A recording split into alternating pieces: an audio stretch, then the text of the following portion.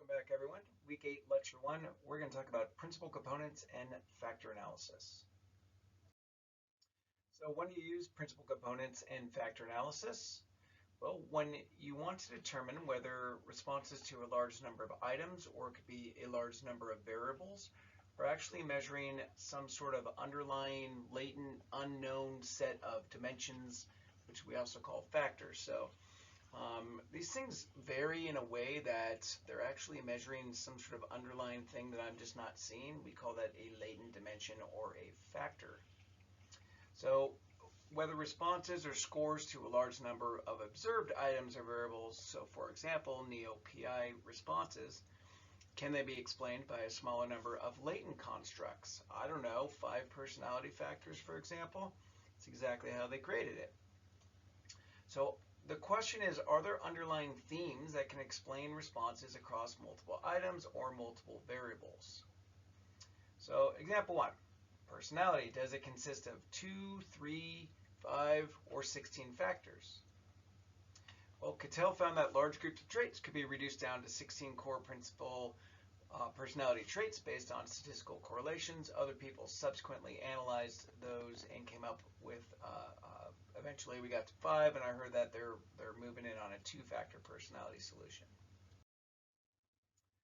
So to map that so as a second example, a little more practical for like a dissertation topic, for example, what if you wanted to mathematically determine if responses to the U.S. Air Force personnel 24-item organizational commitment scale could be summarized by some smaller number of underlying constructs like, I don't know, loyalty, their pay, etc. So it's 24 items, but you want to know, really, is there like themes in these items?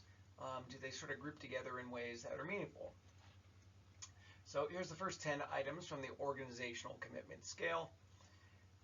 Is there some sort of general underlying theme that can explain responses to these 24 items, of which there's 10 shown here for this organizational commitment scale? So let's check out these 3. I'm afraid of what might happen if I left the Air Force without having a job lined up. It would be hard for me to leave the Air Force without having a job lined up. Okay. And too much of my life would be disrupted if I decided to leave the Air Force. Do these things seem to have something in common? Could it be maybe they're scared of losing their job? So responses to these items, if they move together, could be actually measuring a common theme of fear of job loss. How about this? I think people these days move from company to company too often. Or number 9, one of the reasons I continue to serve in the Air Force, ARC, is that I believe that loyalty is important and therefore feel a sense of moral obligation. Number 10, and note this is negatively worded, it's got a little star on it, so it's actually the opposite of this. It says I do not feel part of the Air Force family. If you reverse that, it is I do feel a part of the family. So what do these 3 items possibly have in common? I don't know. How about loyalty? Kind of seems like it, right? So again, the purpose of factor analysis or principal components analysis is it looks at how people are responding to a bunch of items or a bunch of variables and tries to find underlying themes that you then name. So how do we determine the underlying themes or constructs of the items or variables? There's 3 approaches. We will cover, there's actually a lot of variations, so we're just going to hit these 3. One is called the principal components analysis, or PCA. And what that does is identifies and describes the underlying dimensions that explain responses to items or variables.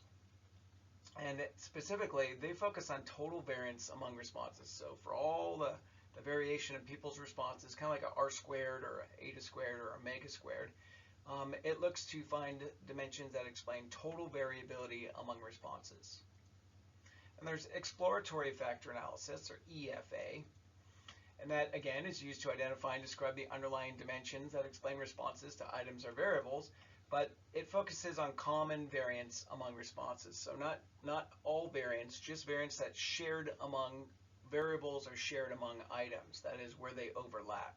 So principal components focuses on sort of like the total pie, and factor analysis focuses on just shared variability among the items. Usually they don't differ that much, got to be honest with you. But again, both of these are exploratory. You're letting SPSS tell you or give you an idea of how many themes there might be. Third one here is confirmatory factor analysis, or CFA.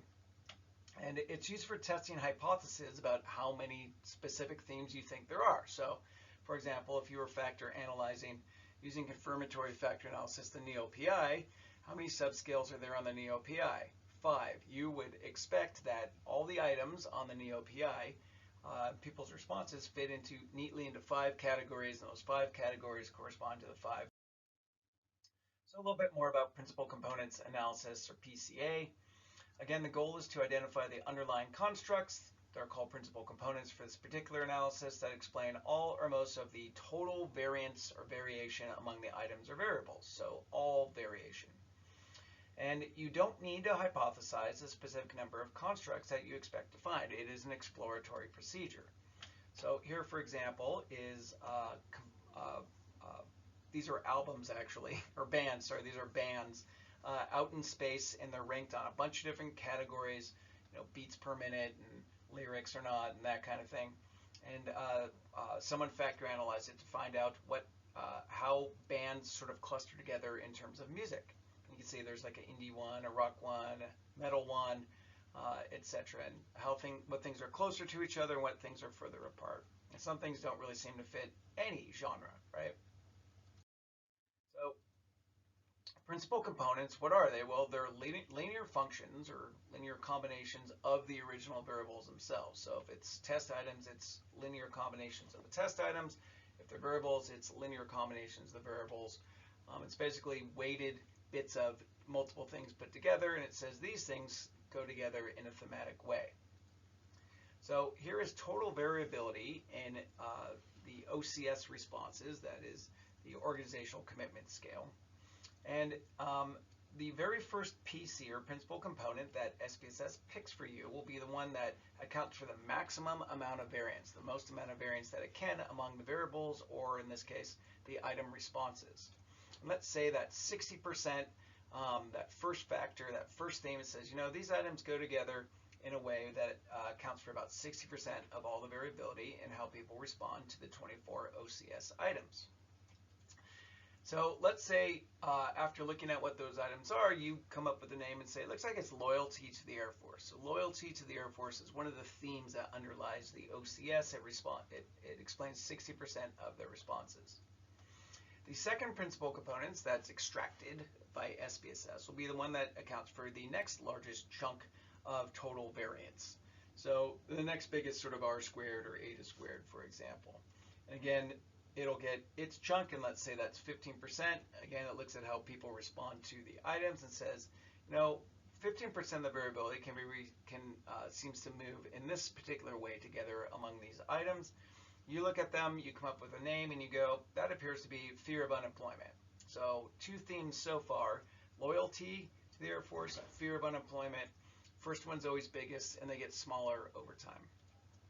Any subsequent principal components that SPSS extracts will seek to maximize the amount of remaining variability that there is among the items or responses or variables or whatever it is you're factor analyzing. They always go down. So it could be 10%, 5%, 3%, and maybe it's like fringe benefits, patriotism, and retirement. And you'd end up concluding, look, there's 1, 2, 3, 4, 5 major themes among Air Force personnel's responses to the Organizational Commitment Survey. The biggest one is loyalty, then fear of unemployment, and then some smaller ones are getting fringe benefits, their patriotism, and wanting their retirement. So that's kind of how it works, but always starts with the biggest and then gives you smaller ones. Exploratory factor analysis. Again, the goal is to identify the underlying constructs. Those are called factors for this, that explain all or most of the common variation among the items or variables. What's common variance? That's variance that's shared with other variables. That's where they overlap with each other, like Venn diagrams. And that shared variability, not unique, is what accounts for the different factors or themes that factor analysis will extract for you.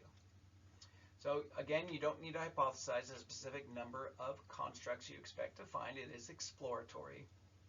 So these things are responses to items in sort of 3D space. let's say SPSS finds that there's three factors. So it finds that the items in these three circles sort of move together. They have shared common variability with each other, and they also look like chocolate chip cookies.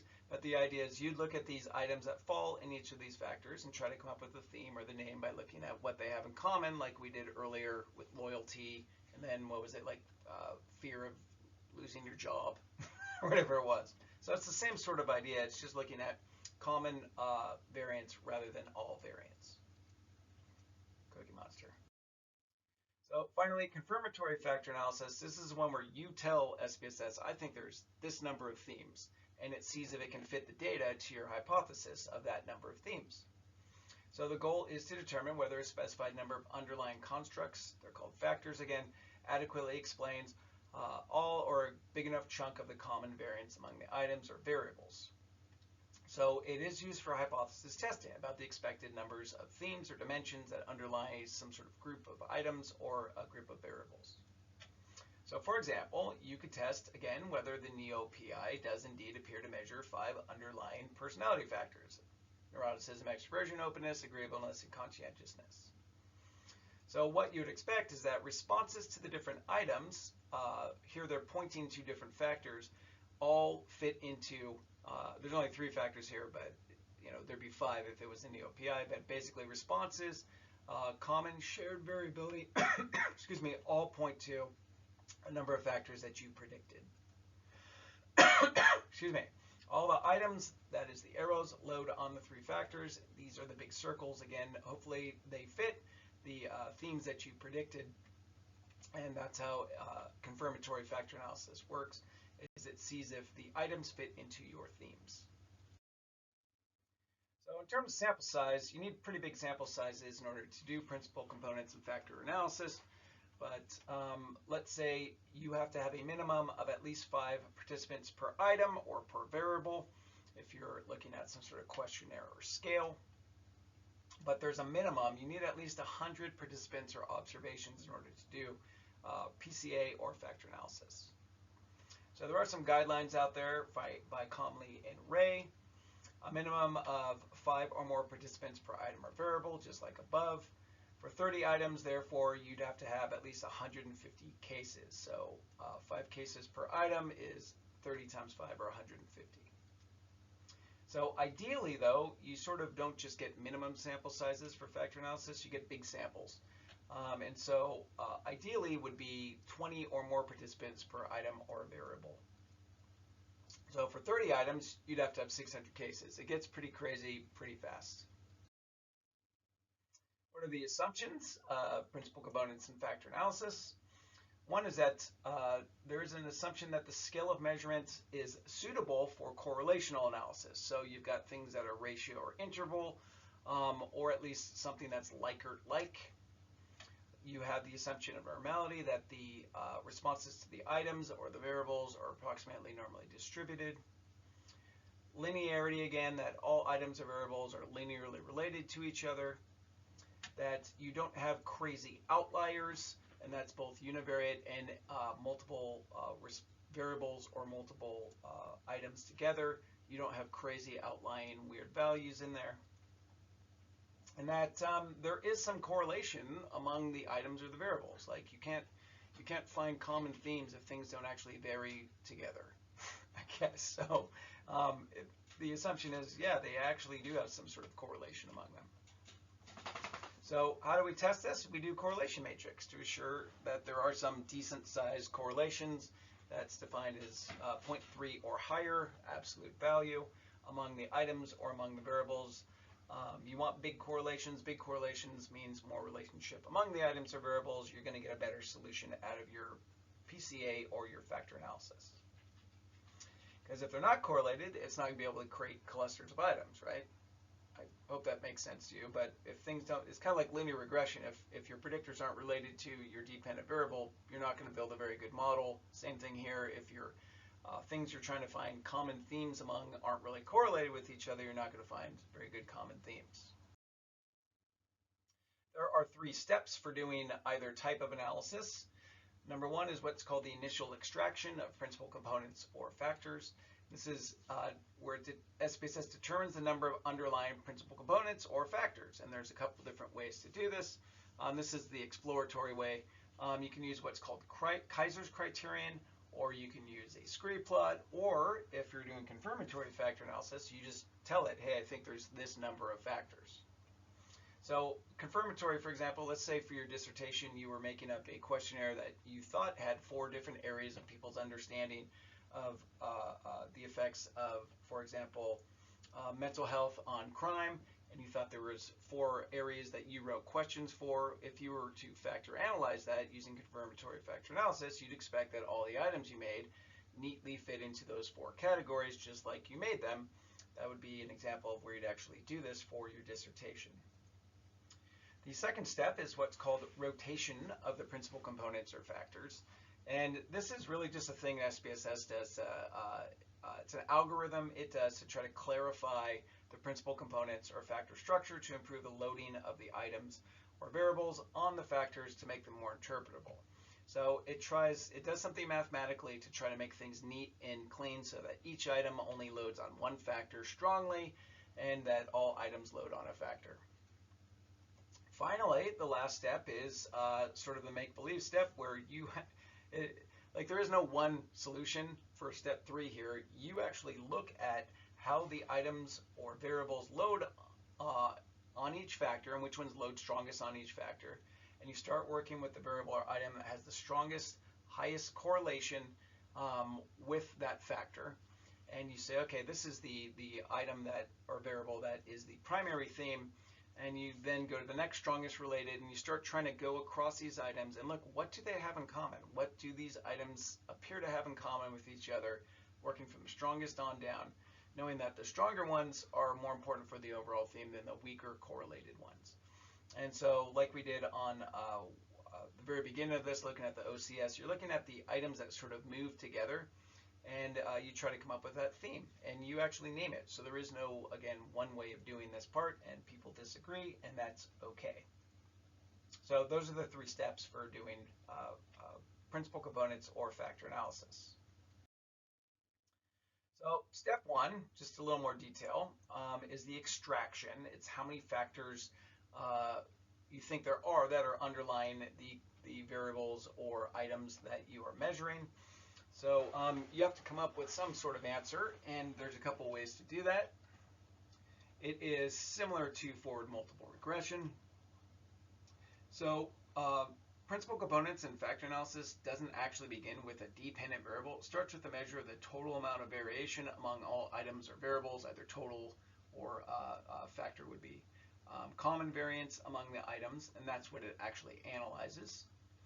And the principal components that SPSS first selects will be the weighted combination of items or variables whose shared correlations explain the highest percentage of total variance or total common variance among all the items or variables. So it extracts the biggest theme first, is what this says. And then the next thing SPSS will do is pick the next biggest theme, that is the second biggest weighted combination of items or variables that explains the next highest percentage of total variance or common variance after you remove that variability that was accounted for by the first theme or factor. And then it just keeps going. So SPSS will keep extracting factors until as many factors as there are items or variables in your analysis. So again, though, they get smaller and smaller, less variability, either total or common, as it extracts additional factors over time. So you have to sort of pick a cut point, like where do I stop and say, look, there's 3 big themes, then little themes that don't really seem to account for much. So you got to pick sort of a cut point. So again, on extraction, there's something called eigenvalues, and eigenvalues tell you the proportion of variance that are accounted for by each principal component or factor across all items. So it's the total amount of variance that a factor or a theme can account for across items. And they just have a name called eigenvalues. So an eigenvalue for a particular principal component or factor is a sum of the squared correlations for each principal component or factor across all the items. So remember what a squared correlation tells you is the proportion of variability that's accounted for.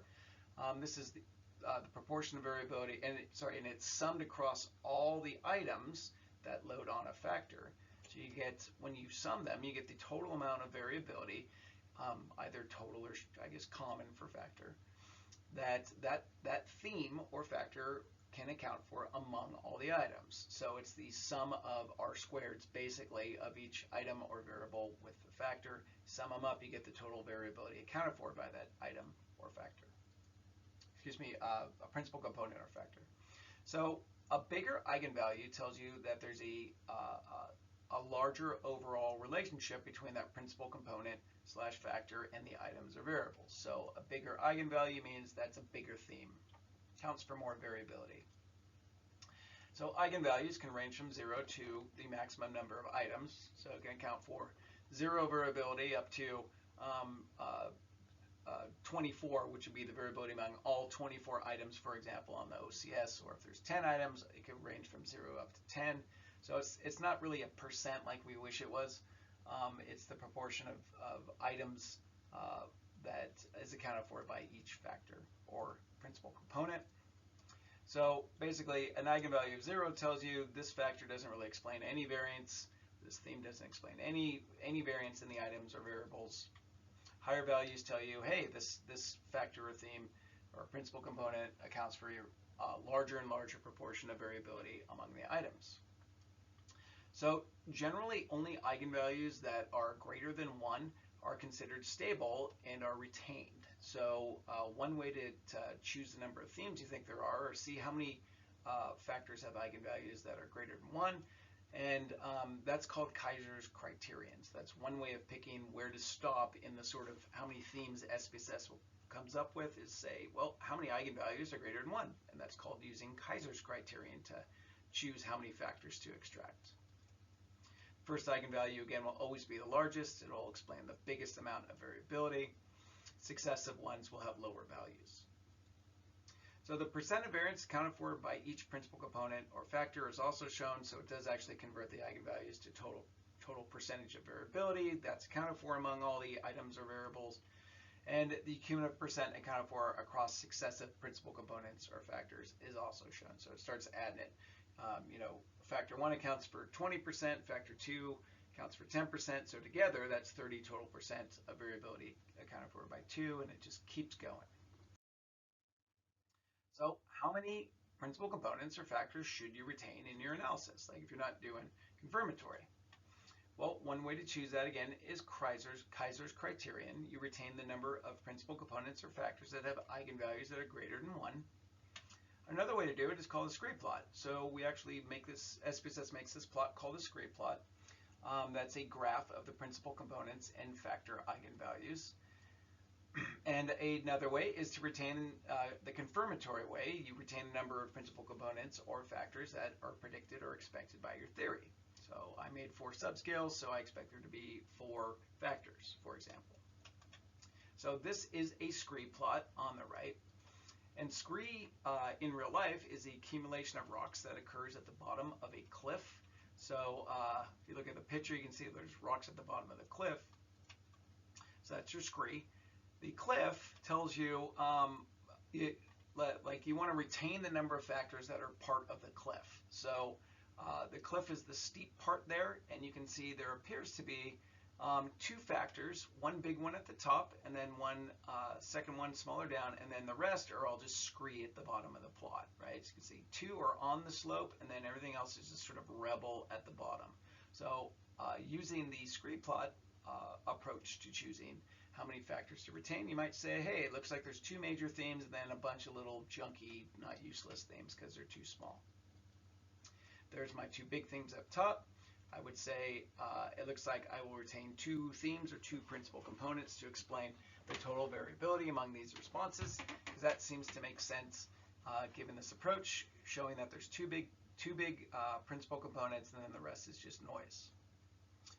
Because factors or principal components 3 through 24 are just small, tiny factors. It's not very useful for explaining information when they don't even account for variability of like 1 item.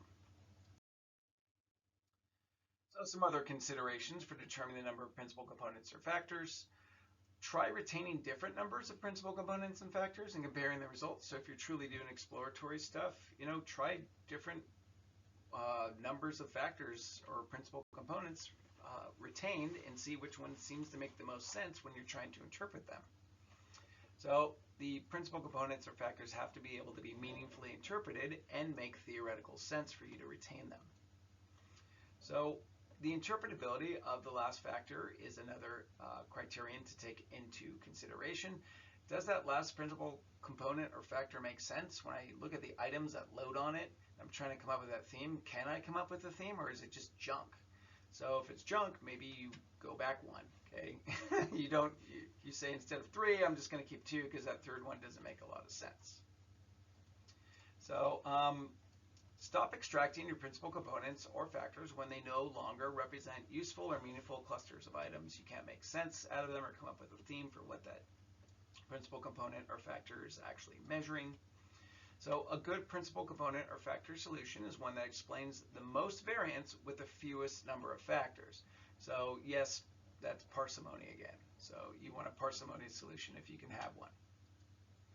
So as a general rule, trying to come up or retaining a number of principal components or factors that account for somewhere between 50 to 75% of the variance is a pretty good goal. So you want factors that explain a good chunk of the variability among the responses or variables.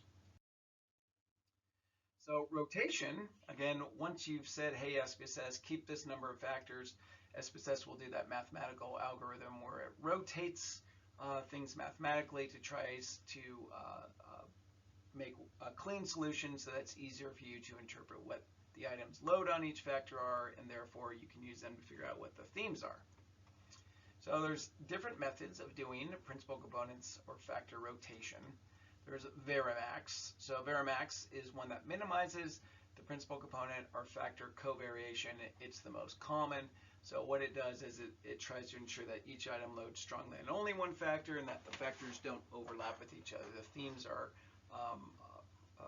what is that fancy word? Orthogonal. So they don't overlap. The themes are sort of uniquely contained within themselves. They don't do a lot of overlapping. So there we go, there's 10-cent words. The results are uncorrelated. Then there's Obleman, which is another way that SPSS can rotate things. You tell it which one you want, and that allows for the principal components or factors to overlap. It allows them to have themes that this one's that theme, but it does kind of overlap with the theme. This other theme, which overlaps with this third theme. Sometimes that's useful. Sometimes you want them to be orthogonal, that is unoverlapping. So the Obleman method of rotation results in principal components and factors that can be correlated. Sometimes they are correlated, sometimes they're not. That's called oblique as opposed to orthogonal.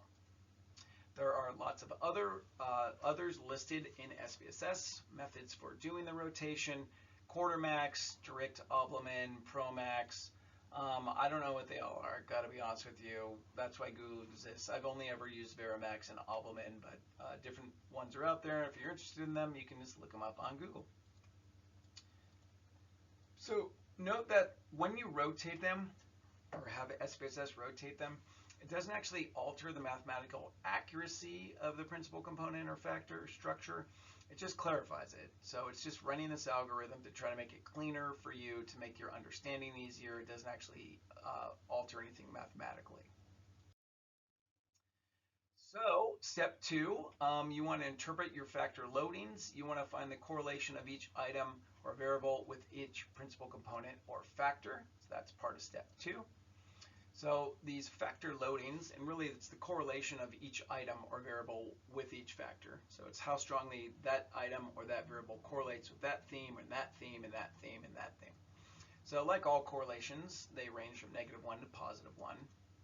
Higher absolute values indicate a stronger correlation of the item or variable with that principal component or factor, again, with that theme.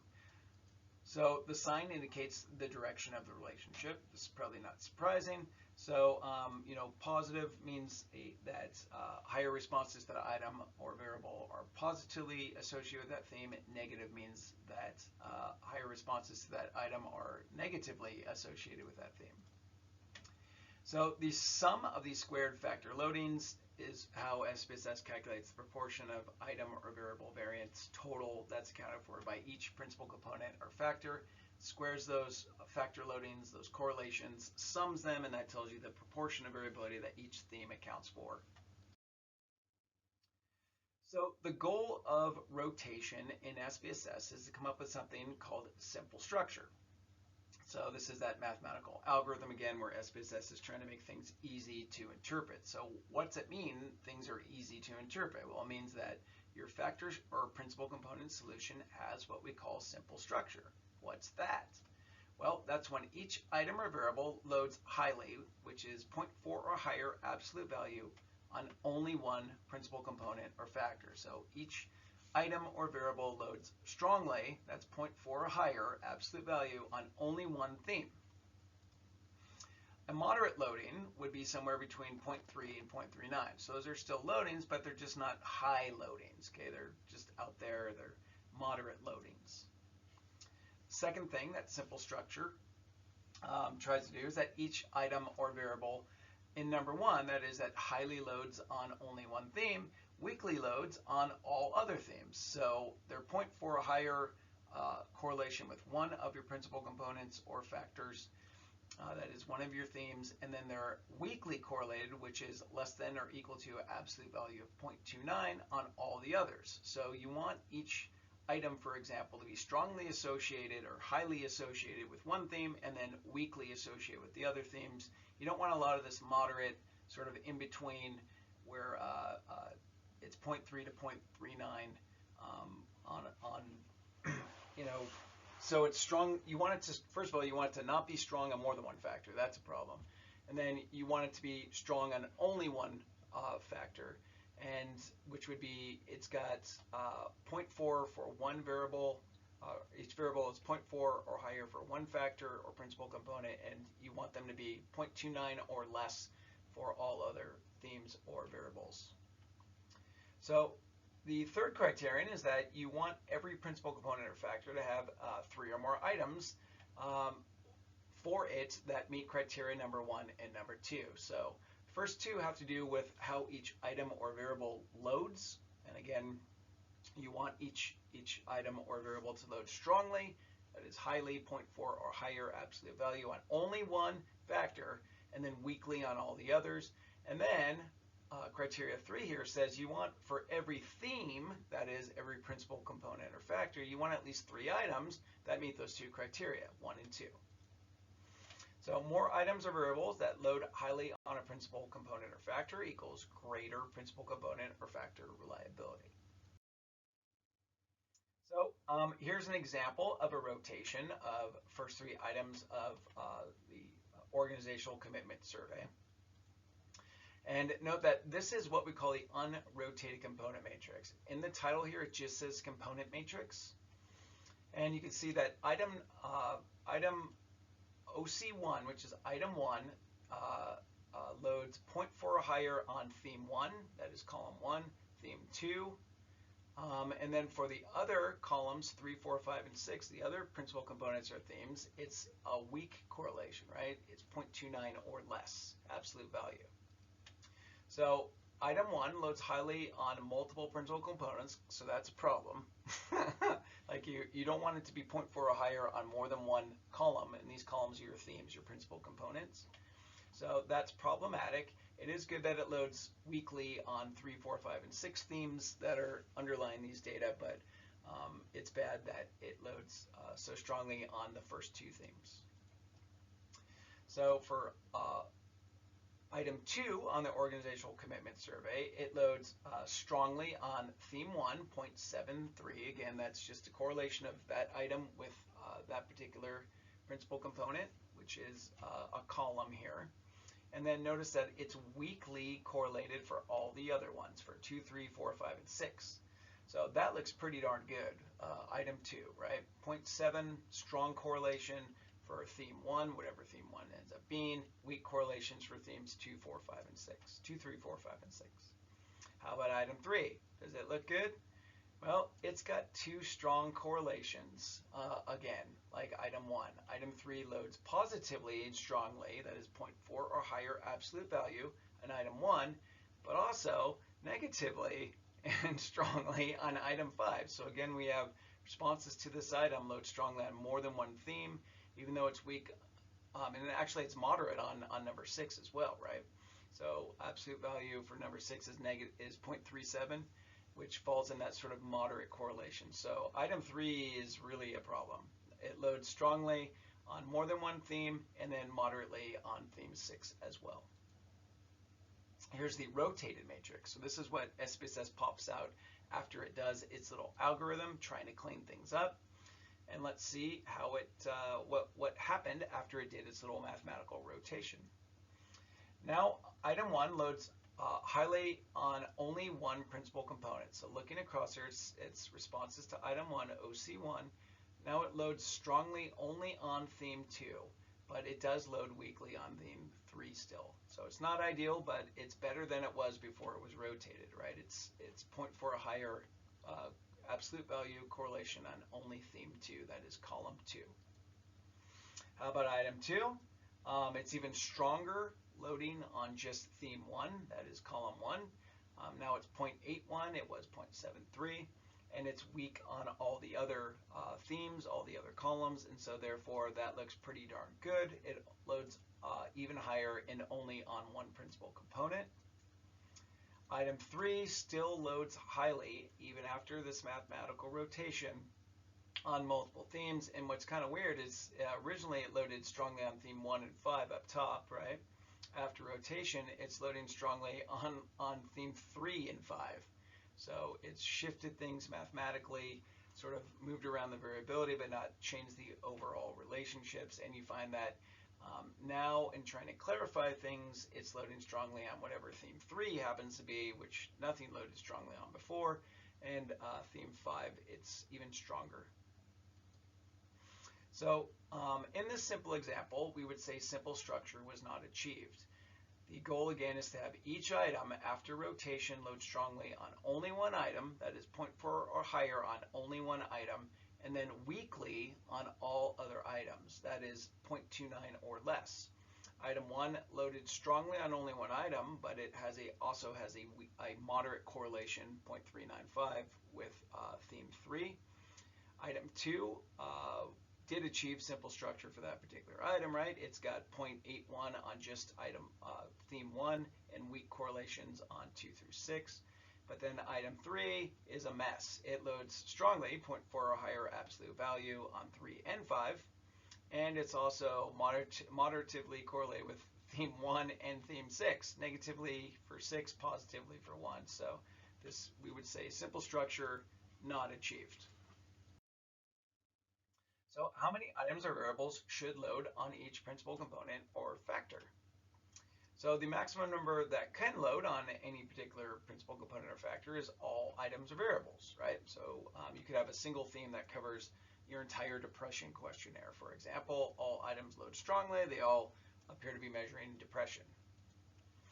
More items in general is better. So factors that have more items are more stable and probably a better measure of the underlying theme of what's going on.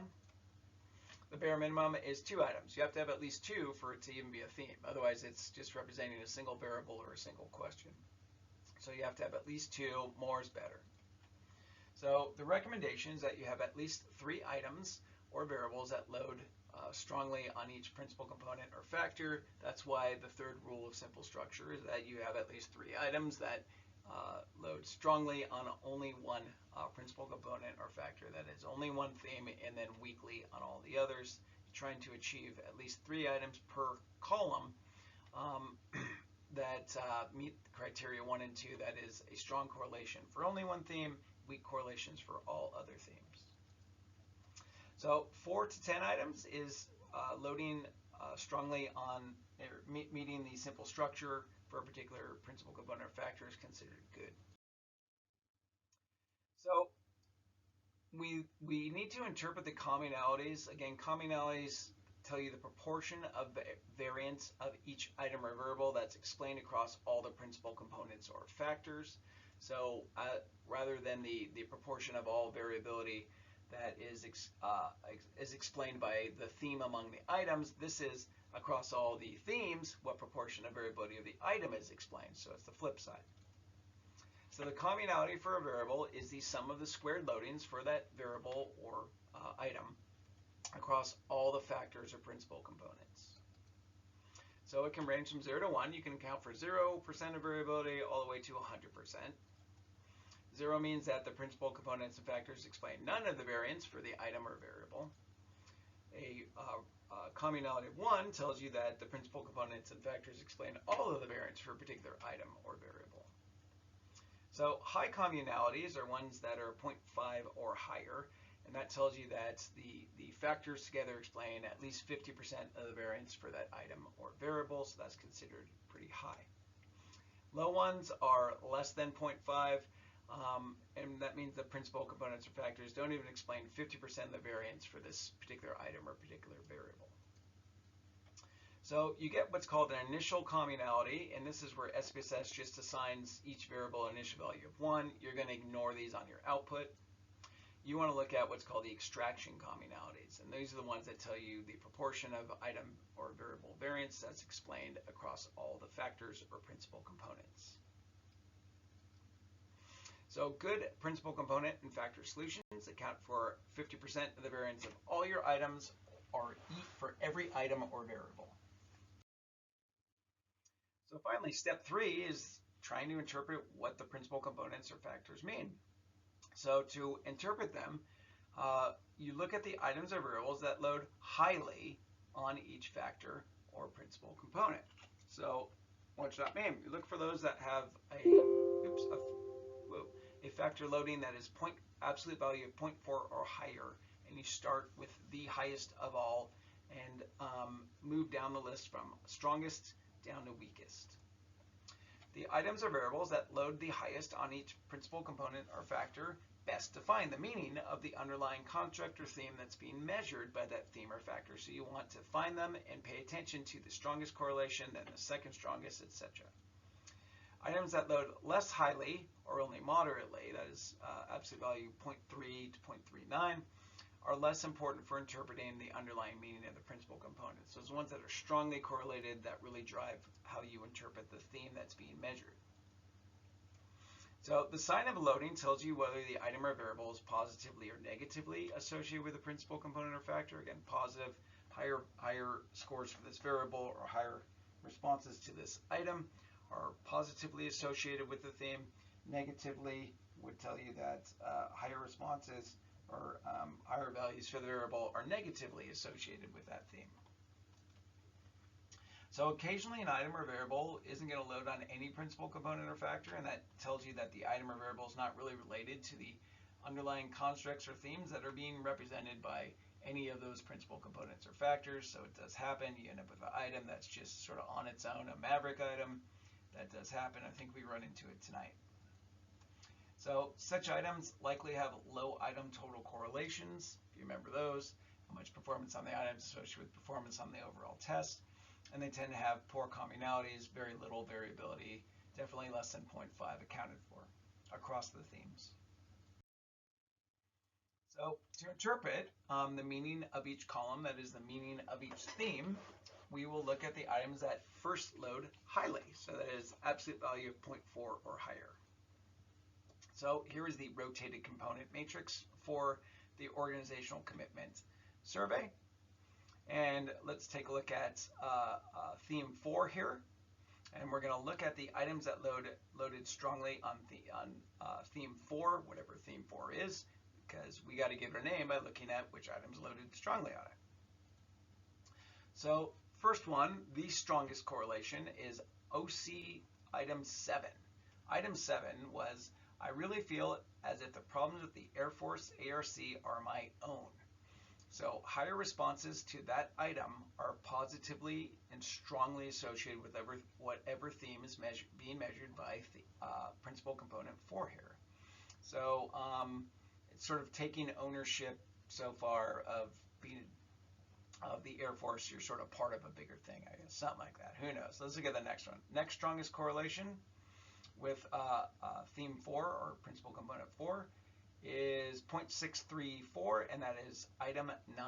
Item 9 is one of the reasons I continue to serve in the Air Force ARC is that I believe that loyalty is important and therefore feel a sense of moral obligation to stay. So feeling like you're part of it is the most strongest piece of this theme, and then feeling a sense of moral obligation to stay part of it is the second theme, again, positively related.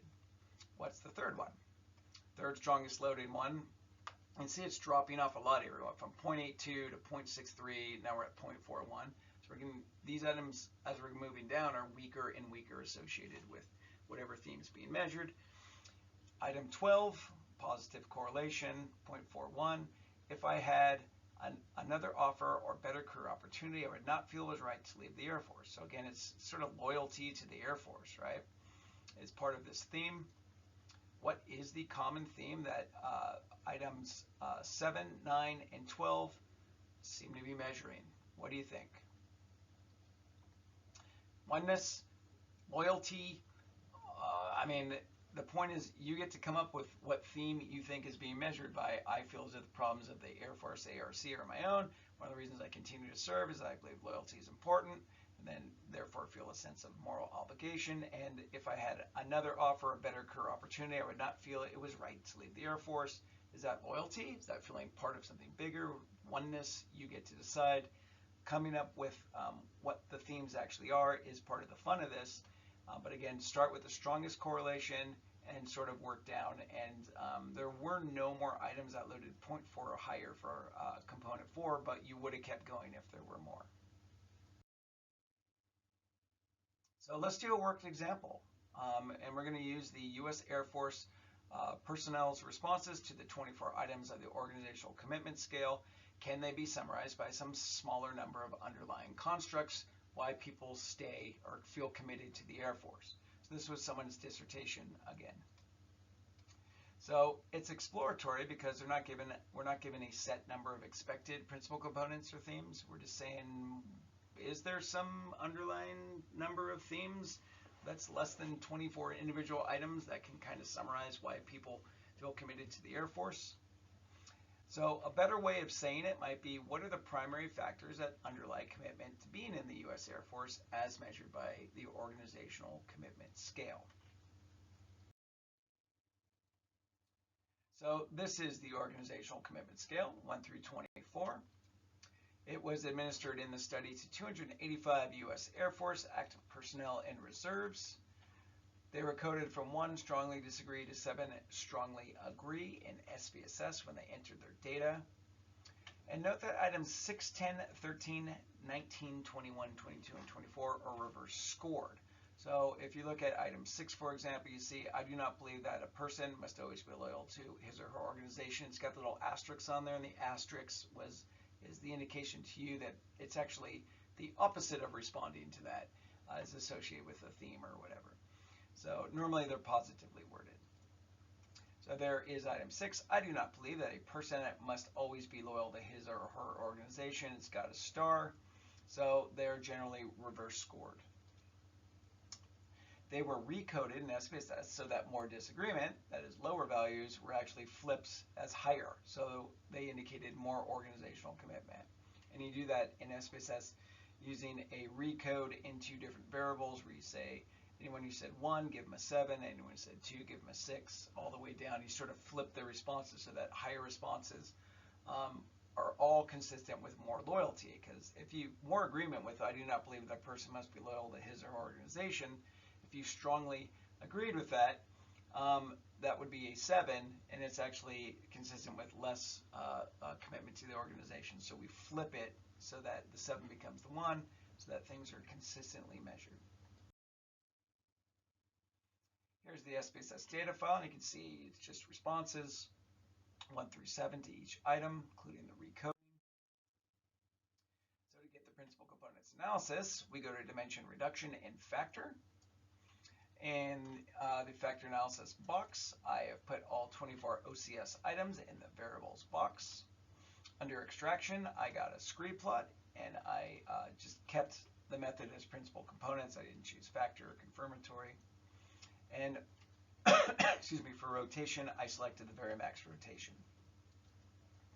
So note that the choices for step 1, the initial extraction, and step 2, the rotation, are made up front and are shown simultaneously on the output. So even though they're separate steps, you run these analyses generally multiple times in SPSS, making your decision, seeing how things turn out. So we are choosing step 1 and step 2, our initial extraction and rotation method, the first time we go in. So let's look at step 1 and 2, looking at the number of principal components, that is the number of themes that we think underlie the organizational commitment scale, using Kaiser's criterion. So remember, Kaiser's criterion says if you don't know, have a preconceived idea how many themes there are, look for how many of the themes, that is components, have eigenvalues that are at least 1.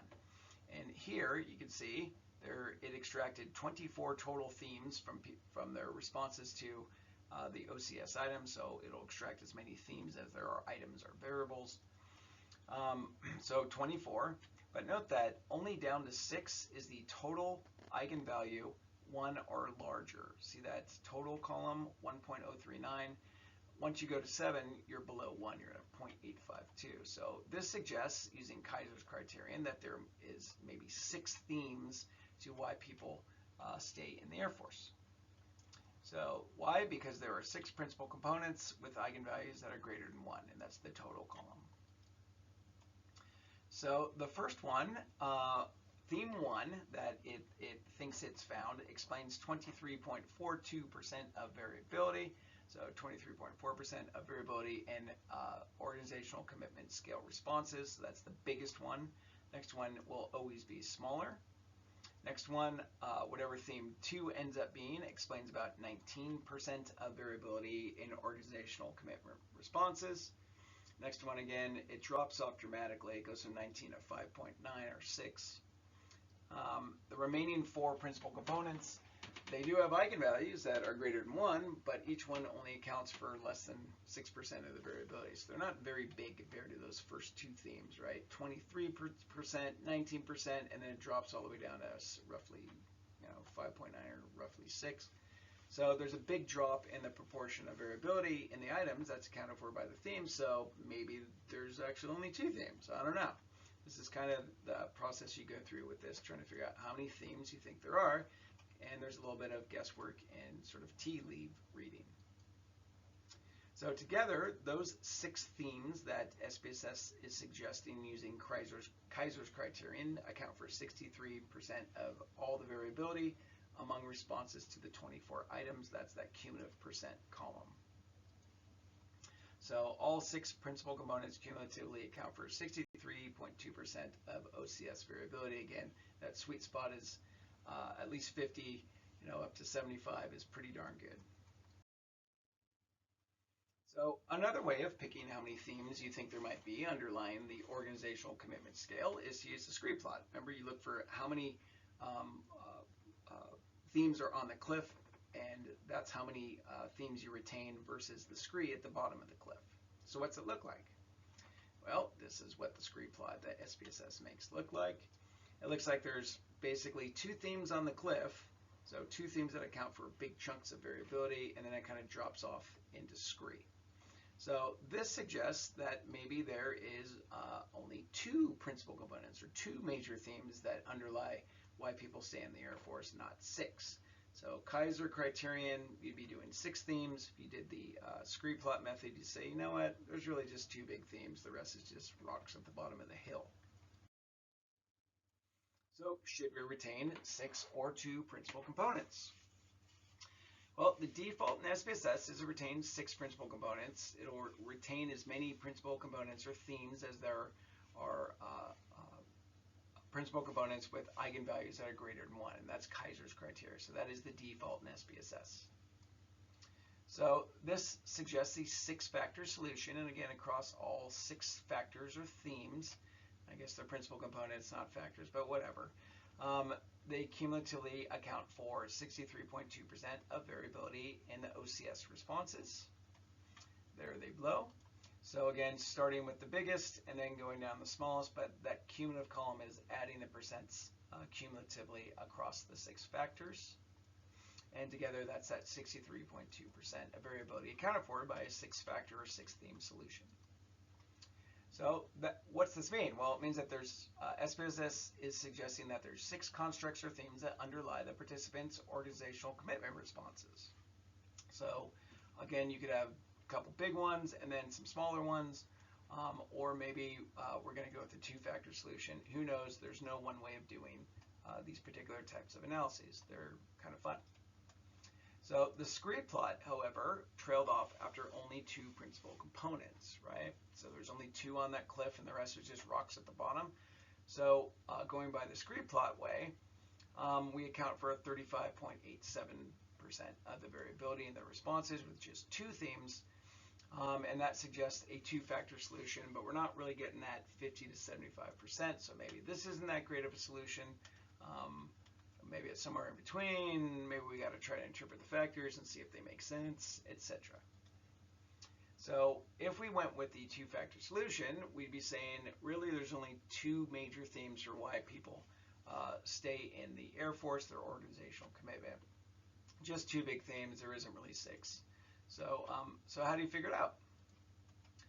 Well, note that more principal components or factors always is going to account for more variability in responses.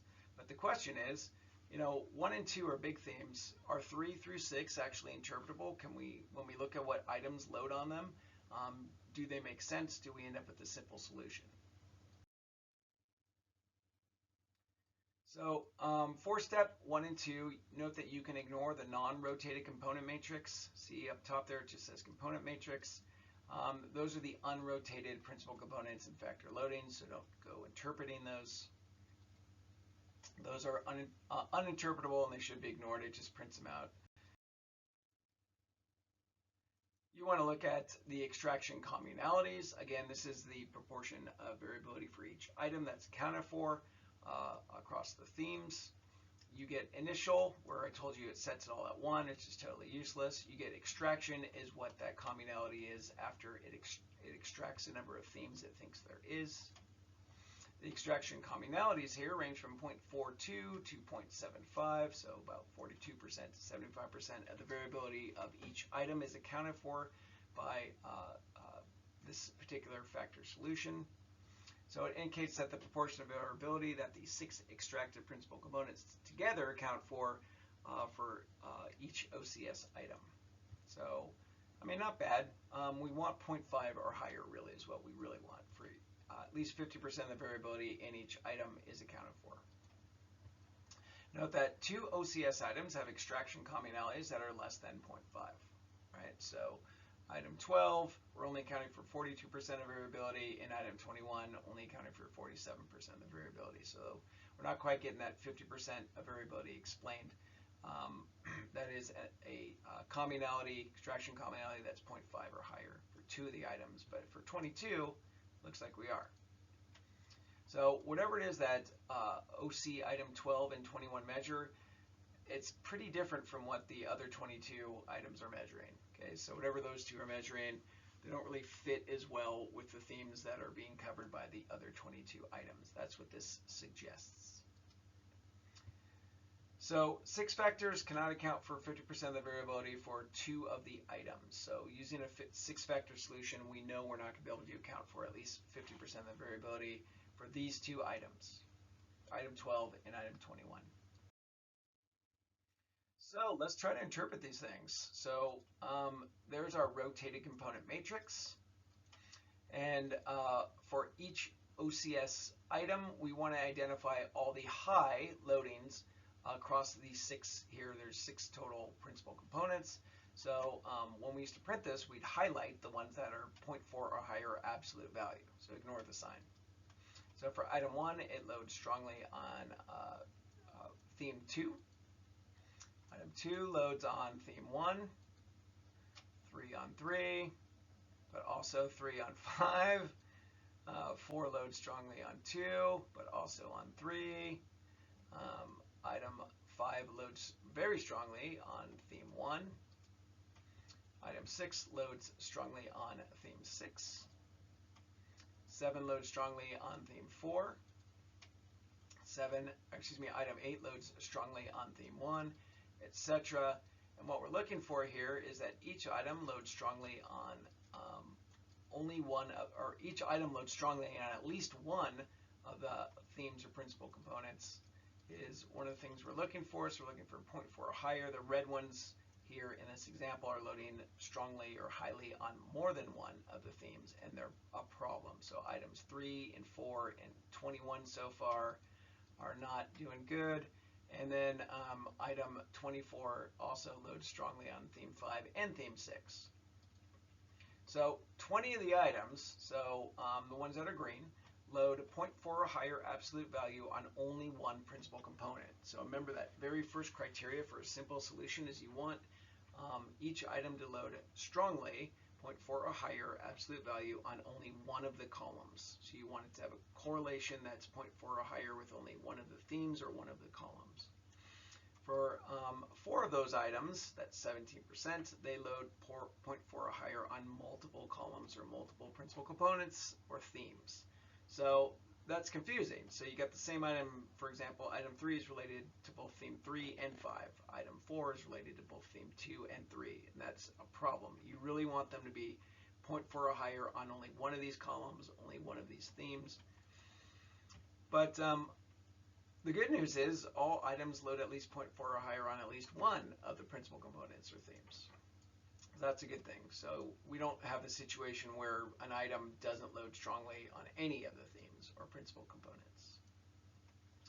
So that third criteria for simple solution is that every column, that is every principal component, has at least 3 items that load highly, 0.4 or higher, on that column and weakly on all the others.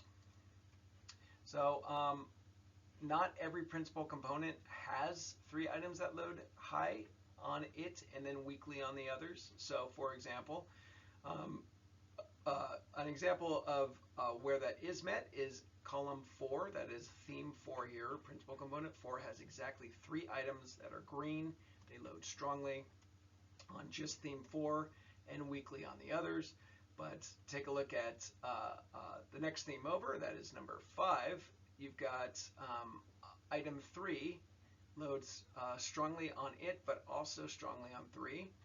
Item 21 loads strongly on it, but also on 2. It does have one really good loading item. Number 22 is 0.7 or higher just on it. And then item 24 loads strongly on 5 and also 6. So theme 5 really only has one good item. Theme 6, same thing. It only has 2 items at all that load on that theme. Only one of them strongly, that would be item 6. So this is not a simple structure. This 6-factor solution does not meet the simple structure criteria of having at least 3 items that load strongly, that is 0.4 or higher absolute value, on only that column, only that theme, and weakly on the others. So that's too bad. So yeah, 70% of them overlap across items, and PC6 is weak in multiple ways. So it's only got one item, and it's got that last item, 24, loads strongly on it and also theme 5. So this kind of suggests that a 6-factor solution isn't that great. So what if we try to do the 2-factor solution, or 2 principal component solution, based on the scree plot where there was only 2 eigenvalues that were on the cliff?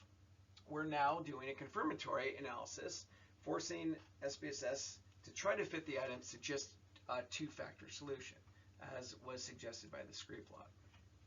So what's different? In the factor analysis menu, we're going to click that extraction button. In there, I've changed, instead of the default was based on eigenvalue, I've changed it to fixed number of factors, and in the factors to extract, I put 2, saying, hey, try to fit the responses to the 24 items to just 2 themes, as was suggested by the scree plot. So this is now confirmatory. All right, so let's look at the output for a 2-factor solution. Here's the total variance explained. We look at our rotated sum of squared loadings. Hey, 2 items accounts for 42.4% 0.56 or 42.6% of variability among the items, so not quite 50 like we were hoping. So after rotation, a two-factor solution accounts for 42.6% of the variability in the responses. Note that when we retain 6 principal components in the exploratory analysis, if you go back and look at it, the first 2 principal components only accounted for 35.9% of the variability in responses. It's now higher than that. It's 42.6% based on just themes, because it's better trying to fit the items to just a 2-theme solution or 2 principal component solution. And so also note that SPSS stops accumulating variability accounted for after 2 principal components, because we force it to stop at just 2 themes, saying, hey, there's only 2 themes here, try to make the items fit to 2 themes. So is this 2 principal component solution actually interpretable? Can we make sense out of just 2 themes here? So let's look at the output. There's our rotating component matrix. Again, we're going to identify all the high principal component loadings, the ones that are absolute value of 0.4 or higher. There's only 2 columns now because there's only 2 themes. This is that same thing where there's 6 before. And again, these numbers represent the correlation of responses to each item with that particular theme, theme 1 or theme 2, whatever they end up being. So item 1 loads strongly on just theme 2. Item 2 loads strongly on just theme 1. 3 on 1, 4 on 2, scooting down. So the green ones are the ones there where it meets the criterion of loading 0.4 or higher on just one of the 2 themes. Note that for some of these items, they're not 0.4 or higher on either of these themes. So 20 of the OCS items loaded 0.4 or higher on only one principal component. That is, they're 0.4 or higher on just one of the themes. 4 of the items do not load 0.4 or higher on any of the themes or either of the themes. Of these, you've got items 6 and 22. What are they doing? Well, item 6 loads moderately. That's 0.3 to 0.39 on theme 2.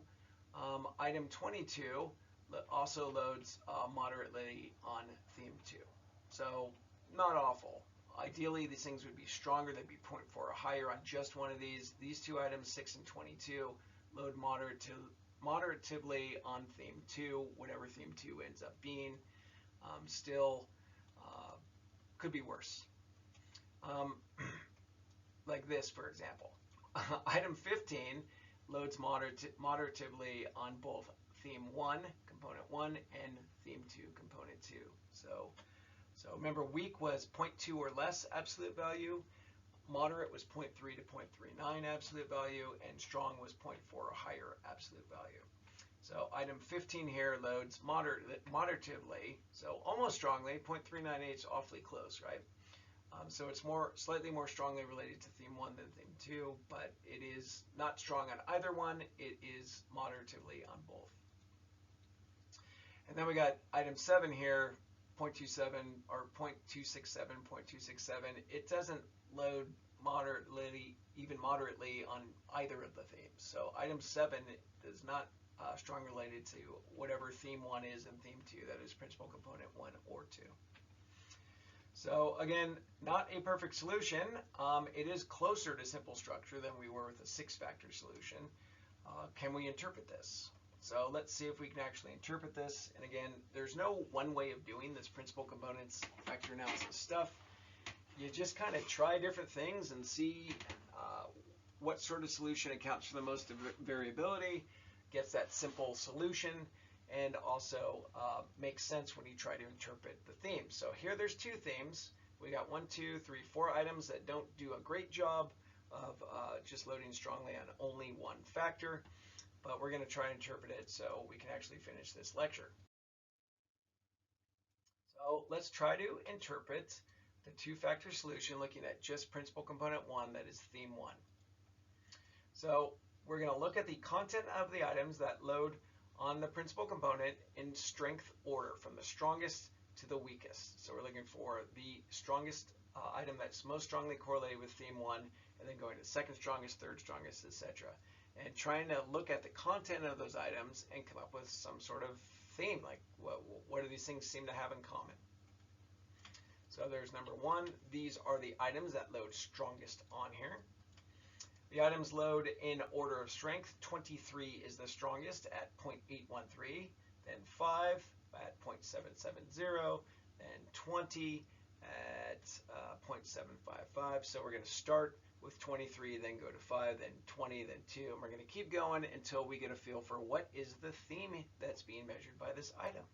Excuse me, what is the meaning of this theme that these items all seem to be measuring? Because SPSS is telling us that people respond to these things similarly. So what theme does higher agreement with these items indicate? Number 23, it would be too costly for me to leave the Air Force now. Okay, that is the most strongest theme, something financial. Number 5, the next most strongly correlated, it would be hard for me to leave the Air Force without having a job lined up. This is fear related, fear of losing your job maybe. Number 20, the next most strongly correlated. One of the major reasons I stay in the Air Force is that leaving would require a considerable personal sacrifice. Another organization may not match the overall benefits I have. Got another fear one. I'm literally, number 2, afraid of what might happen if I left the Air Force without having a job lined up. Too much of my life would be disrupted if I decided to leave the Air Force, A or C right now. One of the few serious consequences of leaving the Air Force is the scarcity of available alternatives. I feel that too few options. I have too few options to consider leaving the Air Force, A or C. Right now, staying in the Air Force is a matter of necessity as much as desire. What do you think this is measuring? So you kind of get a theme for it. We got down to 11. We didn't continue with 3, 18, and 15. But what theme is being related or being measured by these items? SPSS tells you folks respond to them similarly. Could it be need for financial stability? Is that a theme that you see developing here among these items and how people respond to them? Maybe. Maybe you have a different name for this. Fear. Something like that. Fear of not being able to get a job or not get as good of your job, whatever. You get to name it. So I would call this one, because I'm doing the lecture, need for financial stability. That is what theme 1 is being measured, and those are the items that load strongly on that theme. How about theme 2, principal component 2? There's the second column. Those are the items that load strongly on that particular theme or principal component. Again, 19 is the strongest, followed by 16, 13, 1, etc. So we're going to go in that order. We're just looking at the highest absolute value, and 19 is 0.784. That's the strongest. Second strongest is 16, which is 0.779. So what theme does higher agreement with these items seem to indicate? I do not feel a strong sense of belonging to the Air Force. So again, it's actually the flip of that. I do feel a sense of belonging to the Air Force because it's negatively worded. The Air Force has a great deal of personal meaning to me. Okay, all right, so we're sort of connectedness to the Air Force, being part of something. A negatively worded one, so it says I do not feel emotionally attached to the Air Force, so you flip it in your head. I do feel emotionally attached to the Air Force. Okay. I do feel part of the Air Force family. I flipped it. I would be happy to spend the rest of my career in the Air Force Reserve. One of the reasons I continue is that I believe loyalty is important. I enjoy discussing the Air Force with people out of it. I do not think, got to flip it, I do think that wanting to be a company man or company woman is sensible. Jumping from organization to organization, flip it, does seem unethical to me. If I have another offer or better career opportunity, I would not feel it was right to leave the Air Force. I'm getting sort of like loyalty and attachment, I guess. I think that I could easily become attached to another organization. Nope, flip it. I don't think I could easily become attached to another organization as I am to the Air Force. Flip this. I do believe that a person must always be loyal. What is this measuring? Sense of belongingness, maybe? Loyalty? I said sense of loyalty. So that's the theme I thought was being measured by higher agreement with these items. So again, you could disagree, but that was my interpretation of this theme. There's 2 major themes. So what was the content of item 7 such that it didn't fit with either of those underlying themes? Remember, it wasn't even moderatively associated with the 2 themes. I really feel as if the problems of the Air Force are my own. That responses to that item, that's the item that didn't load, at least that not only was it not 0.4 or higher on either of the themes, it wasn't even 0.3 or higher on either of the themes. So that item is not really related to the other ones. So remember, principal component 1, does this thing seem to be associated with need for financial stability? That's what I named that theme. No, not really. Principal component 2, remember I said was sense of loyalty. I mean, maybe. I feel it's the problems are my own. Maybe that's kind of loyalty related. I don't know. But it's not really obvious why that item number 7 is so different from the other OC items. I mean, sometimes it just happens. You got an item that doesn't really go along with the others, doesn't like to play nice. So just taking you through that because that one item didn't load strongly on either theme. So what is the overall conclusion from this analysis? There is not necessarily a single best solution for principal components or factor analysis. This is how we've ended up throughout the history of psychology with a 6-factor model of personality, right? That was Cattell. And then they factor analyzed that and came up with, well, there's not actually 16 different components to personality. There's actually only 5, and that's the neo-PI. And then my understanding is that they've been factor analyzing neo-PI responses for a while, and they think there's basically just like 2 factors of personality, sort of a positive and a negative affect. So, but basically, we can disagree here, is my point. People come up with different solutions, and that's okay. Remember that you must be able to understand and interpret a factor if you're going to keep it, okay? So if you get to a factor that man, these things have nothing in common with each other, you should probably back off and use a fewer factor solution or fewer principal component solution. So you could be guided by theory, but definitely common sense in predicting your principal component or factor structure. You can use a scree plot, you can use the Kaiser criterion, but ultimately the themes have to be interpretable for you to keep them. And finally, just to bring it all home, you can ignore the component transformation matrix on your output. And importantly, very importantly, there is no APA write-up for this assignment. So meaning you don't have to do one. I gave you an example of one because people will sometimes do factor analysis or principal components as a piece of their dissertation, especially if they made their own questionnaire. However, even though there's an example of how to write one up, you do not have to write this one up. Just answer the questions on the handout, and that's all you have to turn in at the end of the week. So give it a shot, have fun, and hit me up with any questions that you have in the discussion.